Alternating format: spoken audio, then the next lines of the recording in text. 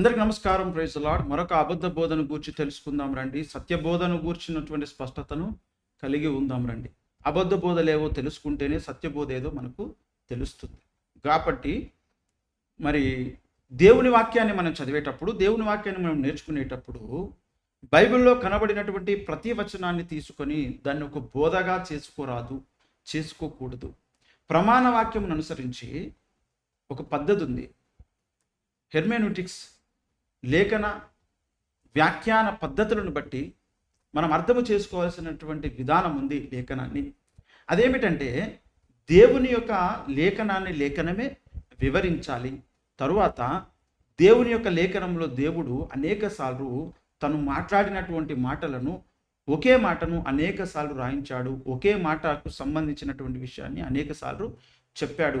అంటే దీన్ని ఒకే మాటలో మనం చెప్పుకోవాలంటే జతపక్షులుగా దేవుడు రాయించి పెట్టాడు. దేవుని యొక్క వాక్యాన్ని మనం అర్థం చేసుకునేటప్పుడు దేవుడు ఏదైనా సిద్ధాంతీకరించి అది ఖచ్చితంగా మనం పాటించాలి, మనం అనుసరించాలి అని అనుకుంటే దాన్ని దేవుడు కనీసము 2 దగ్గరలా రాయిస్తాడు. అంతకంటే ఎక్కువ దగ్గరలో దేవుడు దాన్ని రాయించి పెడతాడు. ఈ స్పష్టత మనం కలిగి ఉండాల్సిన అవసరం ఉంది. ఈ యొక్క విషయం తెలియక చాలామంది మరి భ్రమపడుతున్నారు, లేఖనాలను అపార్థము చేసుకుంటూ ఉన్నారు. ఈనాడు కాళ్ళు కడిగే విధానం ఒకటి ఉంది పరిశుద్ధ బైబిల్ గ్రంథంలో. యేసుక్రీస్తు ప్రభుల వారు తన శిష్యుల పాదాలు కడుగుతాడు. అది పరిశుద్ధ బైబిల్ గ్రంథంలో ఒకేసారి ఉంది, యోహాను సువార్త 13వ అధ్యాయంలో. తర్వాత చనిపోయినటువంటి వ్యక్తుల కొరకు బాప్తిసం పొందడం అనేటువంటి ఒక పద్ధతి ఉన్నది. అది కూడా ఒకసారి లేఖనంలో చెప్పబడింది, కొరింథీయులకు రాసినటువంటి పత్రికలో. దానిని పట్టుకొని కొంతమంది మనం బాప్తిసం పొందొచ్చు అని ఇలా అనుకుంటున్నారు. యాక్చువల్గా అది తీసుకోమని లేదు, అలా చెయ్యాలని లేదు, చెయ్యొచ్చని లేదు, అలా చేశారు అని కూడా లేదు. కానీ అలా కొన్ని వచనాలను తీసుకొని, ఏ వచనం అయితే ఏముంది, ఇదంతా పరిశుద్ధ బైబిల్ గ్రంథమే కదా, పరిశుద్ధమైన దేవుని వాక్యమే కదా అని కొంతమంది తీసుకొని అవలంబించేటువంటి వ్యక్తులు కూడా ఉన్నారు. అయితే దేవుని యొక్క లేఖనాన్ని ఎలా అర్థం చేసుకోవాలి, ఏది సిద్ధాంతం అవుతుంది, దేనిని మనం పాటించాలి అంటే పరిశుద్ధ బైబిల్ గ్రంథంలో ఖచ్చితంగా సంఘానికి సంబంధించినటువంటి, చర్చికి సంబంధించినటువంటి విషయాలకు కనీసము 2 వాక్యాల యొక్క జతపక్షులు ఉండాలి. ఒక వాక్యానికి సంబంధించినటువంటి మరి విషయాలు కనీసం 2 దగ్గరలో ఉండాలన్నమాట. ఈ మాటను చెబుతాడు యెషయా గ్రంథము 34వ అధ్యాయం 16లో మనం చూసినట్లయితే, యెహోవా గ్రంథమును పరిశీలించి చదువుకొనుడి, ఆ జంతువులలో ఏదియూ లేక ఉండదు, దేని జతపక్షి దాని యొద్ద ఉండక మానదు, నా నోటి నుండి వచ్చిన ఆజ్ఞ ఇదే, ఆయన నోటి ఊపిరి వాటిని పోగు చేయును అంటున్నాడు. ఇక్కడ దేవుని యొక్క వాక్యాన్ని జతపక్షిగా చెబుతున్నాడు. ఇది ఆయన నోటి ఊపిరి, ఆయన నోటి ద్వారానే కదా దేవుని యొక్క ఆజ్ఞలు, దేవుని యొక్క మాటలు వచ్చాయి. అయితే దేవుని నోటి నుంచే ఒక అంశానికి సంబంధించినటువంటి మాటలు 2 లేదా అంతకంటే ఎక్కువసార్లు వచ్చాయన్నమాట. అలా వచ్చినటువంటి దానిని మనం ఎదుర్కోవాలి, సమకూర్చుకోవాలి. ప్రకటన గ్రంథం వరకు, ఆదికాండం నుంచి ప్రకటన గ్రంథం వరకు ఉన్నటువంటి ఈ అధ్యాయాలలో, ఈ వచనాలలో ఎక్కడో ఒక దగ్గర దేవుడు ఒక అంశాన్ని గురించి 2 సార్లు అంతకంటే ఎక్కువ సార్లు చెప్పాడు అంటే దాన్ని ఖచ్చితంగా మనము పట్టించుకోవలసినటువంటి అవసరం ఉన్నది అని అర్థం. లేఖన వ్యాఖ్యాన పద్ధతులను అనుసరించి, హెర్మెనూటిక్స్ని అనుసరించి. అయితే దేవుడు చెబుతాడు, నా మాటలు మీకు కొన్ని ఇచ్చట కొన్ని అచ్చట వస్తాయి, వాటిని మీరు సమకూర్చుకోండి, నా పరిశుద్ధాత్మ సహాయము చేత నేను మీకు సహాయం చేస్తాను అని. ఎవరైతే దేవుని వాక్యం పట్ల ఆశ, తృష్ణ కలిగి ఉంటారో వారికి దేవుడు సహాయం చేయడానికి ముందుకు వస్తున్నాడు, సహాయం చేస్తాడు ఆయన. యెషయా గ్రంథం 28వ అధ్యాయం 13వ వచనంలో మనం చూస్తే, నత్తివారి పెదవుల చేతను అన్య భాషతోనూ ఈ జనులతో మాట్లాడుచున్నాడు, అయినను వారు విననులైరి, కావున వారు వెళ్ళి వెనుకకు మొగ్గి విరుగబడి చిక్కుబడి పట్టబడినట్లు, ఆజ్ఞ వెంబడి ఆజ్ఞ, సూత్రం వెంబడి సూత్రము, కొంత ఇచట కొంత అచ్చట యెహోవా వాక్యం మీకు వచ్చును. ఎవరైతే నిజమైనటువంటి దైవ భక్తులు ఉన్నారో, ఎవరైతే నిజముగా దేవుని నమ్ముతారో, నిజముగా దేవుడు సత్యవంతుడు, నిజదేవుడు, ఆయన అబద్ధం ఆడనేరడు, అబద్ధాలు ఆడడు, ఆయన పక్షపాతి కాదు, న్యాయవంతుడని పూర్తిగా నమ్మి ఎవరైతే లేఖనాన్ని పరిశోధిస్తారో, దేవుణ్ణి వెతుకుతారో వారికి దేవుడు సత్యాన్ని కనుపరుచుకోవడానికి పరిశుద్ధ బైబిల్ గ్రంథాన్ని వ్రాయించాడు. ఎవరు పడితే వారు అర్థం చేసుకోలేరు. ఈనాడు అన్యులు చదువుతారు, మతోన్మాదులు చదువుతారు, వాళ్ళకి బైబిల్ అర్థం కాదు. ఎందుకంటే వారు చదివితే ఎలా ఉంటుందంటే, వారు వెళ్ళి వెనుకకు మృగ్గి విరగబడి చిక్కుబడి పట్టబడినట్లు ఉంటుంది వాళ్ళ పరిస్థితి.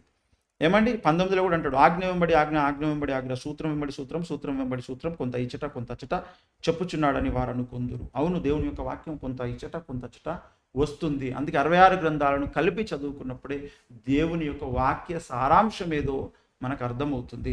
దీనిని గూర్చి లేఖనంలో ఈ అంశాన్ని గూర్చి కూడా ఆయన 2 కంటే ఎక్కువ సార్లు, అనేక సార్లు పరిశుద్ధ బైబిల్ గ్రంథంలో చెప్పాడు. ఈ జతపక్షి పద్ధతిని, 2 పక్షులు కలిస్తేనే ఇంకొక పక్షికి అది మరి జన్మనివ్వగలుగుతాయి. జతపక్షి అంటే ఒకే జాతికి చెందినటువంటి 2 పక్షులు ఇంకొక దాన్ని పుట్టించగలుగుతాయి. దేవుని యొక్క లేఖనము కూడా ఆయన 2 సార్లు ఒక విషయం చెప్పాడు అంటే అది ఖచ్చితము అని అర్థం, అది ఖచ్చితంగా మనం పాటించాలి అని అర్థము. అయితే ఈ విషయాన్ని గురించి కూడా ఆయన 2 సార్లు చెప్పాడు. ఒకసారి మనం చూద్దాము. తిమోతి పత్రికలో మనం చూసినట్లయితే 5వ అధ్యాయం 19వ వచనంలో, 2-3 సాక్షులు ఉంటేనే గాని పెద్ద మీద దోషారోపణ అంగీకరింపకుము అని అన్నాడు. ఏమండి, తర్వాత మత్తయి సువార్త 18వ అధ్యాయం 16వ వచనంలో ఈ మాట అంటాడు. తర్వాత మరి ద్వితీయోపదేశ కాండం 19వ అధ్యాయం 15లోను, 17వ అధ్యాయము 6వ వచనంలో ఈ మాట అంటాడు ఆయన. 2వ కొరింథీ రాష్ట్రపత్రిక 13వ అధ్యాయం 1వ వచనంలోను, హెబ్రీ రాష్ట్రపత్రిక 10వ అధ్యాయము 28వ వచనంలోను ఈ విషయాలు ప్రభు మాట్లాడతాడు. ఒకసారి మీరు మీ బైబిల్స్ తీసి చూడండి, చూస్తే అక్కడ ఈ విషయాలను మనము గమనించగలుగుతాం. హెబ్రీ రాష్ట్రపత్రిక 10:20 చదువుతున్నాం. ఎవడైనా మోషే ధర్మశాస్త్రమును నిరాకరించిన యెడల 2-3 సాక్షుల మాట మీద కనికరింపబడి వాని చంపించుదురు అని అన్నాడు. మనం ద్వితీయోపదేశ కాండం 19, 15, 17, 6లో కూడా మనం ఒకసారి చూసినట్లయితే కూడా ఈ మాట ఉంటుంది. ద్వితీయోపదేశ కాండము ఏమండి ఇక్కడ 19, 15 చదువుతున్నా. ఒకడు చేయు సమస్త పాపములలో ఏ అపరాధమును గూర్చియే గాని ఏ పాపమును గూర్చియే గాని ఒక సాక్షి యొక్క సాక్ష్యమును అంగీకరింపకూడదు. 2 సాక్షుల మాట మీదనైనను 3 సాక్షుల మాట మీదనైనను ప్రతి సంగతి స్థిరపరచబడును అన్నాడు. 17వ అధ్యాయం 6వ వచనంలో కూడా చూస్తే 5, 6, 2 చదువుతాను. 2-3 సాక్షుల మాట మీదనే చావ తగిన వానికి మరణశిక్ష విధింపవలను, ఒక్క సాక్షి మాట మీద వానికి విధింపకూడదు. అందుకే ఒకటే వచనం ఉంటే ఆ వచనాన్ని మనం సిద్ధాంతీకరించుకోకూడదు. కనీసం 2 వచనాలు ఉన్నప్పుడే దానిని మనము సిద్ధాంతీకరించుకోవాలి అని దేవుడే మనకు చెప్తున్నాడు. దీన్నే జతపక్షుల విధానము అంటారు, జతపక్షుల సిద్ధాంతము అంటారు. కనుక జతపక్షులు అనేటివి లేఖనంలోనే ఉన్నాయి, ఉండాలి ఖచ్చితంగా. అలా ఉన్నటువంటి వాటిని మనం లెక్కలోకి తీసుకోవాలి. మత్తయి సువార్త 18వ అధ్యాయంలో కూడా మనము, నేను చదివి వినిపిస్తా, మీరు కూడా మీ బైబిల్స్ తీసి చూసి మీరు రాసుకోండి. 2వ కొరింథీ 13వ అధ్యాయం 1వ వచనం. ఈ 3వసారి నేను మీ యుద్ధకు వచ్చుచున్నాను, 2-3 సాక్షుల నోట ప్రతి మాటయు స్థిరపరచబడవలెను అని చెప్తున్నాడు.